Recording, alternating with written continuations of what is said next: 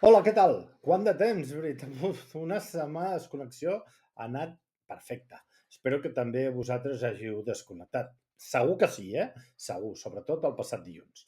Anem a la informació de servei, perquè cel ennuvolat durant el matí i possibles pluges a la tarda vespre, en un clar dia que sembla més de tardor que de primavera. Setmana molt inestable meteorològicament parlant.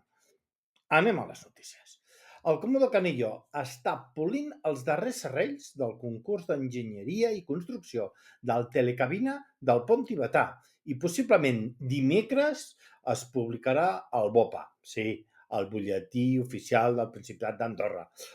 Un nou giny que ha de servir per omplir de turistes la parròquia i que ha de servir perquè els que manen treguin pit i puguin aspirar a ser caps de govern al temps.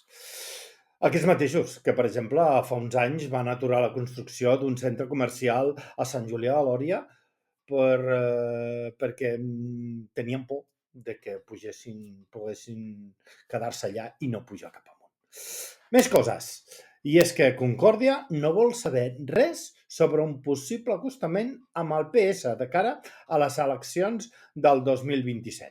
La formació, no sé si dir progressista o dels hippies amb visa, es vol centrar en els problemes urgents de la ciutadania.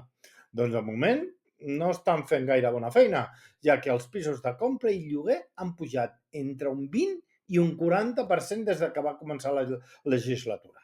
O sigui que centrin, sisplau, centrin.